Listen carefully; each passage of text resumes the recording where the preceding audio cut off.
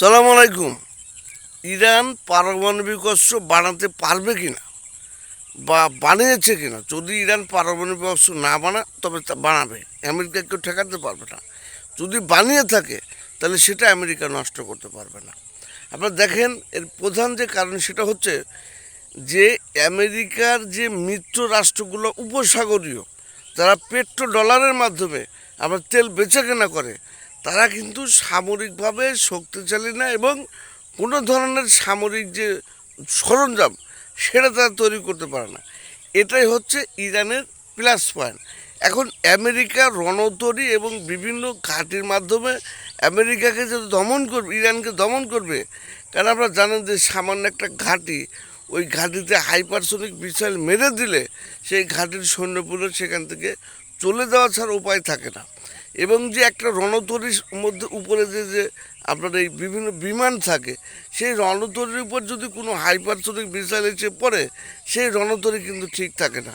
সুতরাং কোনো বিমান ঘাঁটি বা কোনো সামরিক ঘাঁটি অথবা রণতরীর মাধ্যমে ইরানের এই মিসাইল থাকার কারণে আপনার এই আমেরিকা এবং তার মিত্ররা ইসরায়েল, তারা কিন্তু ইরানকে কন্ট্রোল করতে পারছে না। বুঝতে পারছেন? এটাই হচ্ছে ইরানের জন্য বর্তমান যে যুদ্ধ, আমেরিকা এবং ইরান, এটাই হচ্ছে ইরানের প্লাস পয়েন্ট, যে আপনার আমেরিকার যে মিত্র তারা অস্ত্র উৎপাদন করতে পারে না। এটাই হচ্ছে মেইন সুবিধা। আরেকটা বিষয় হচ্ছে যে তারা ইচ্ছে করলেও ইরানকে হুমকিও দিতে পারছে না, আবার সেরকম বন্ধও করতে পারছে না। আবার আপনার ওই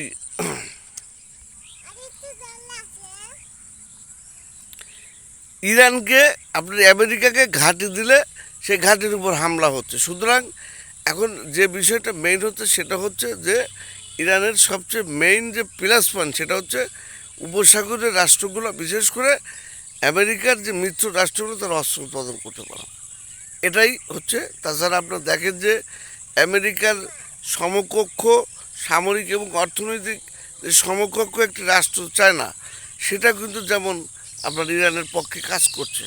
সুতরাং যার কারণে আমেরিকা সামরিক এবং অর্থনৈতিকভাবে ইরানকে মোকাবেলা, বিশেষ করে ইরানকে কবজা নিয়ে আসতে পারছে, এটাই মূল কারণ।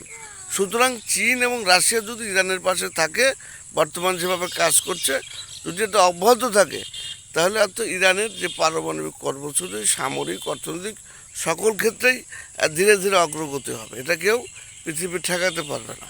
বুঝতে পারছেন? তো সবাই ভালো থাকবেন। আল্লাহ হাফেজ।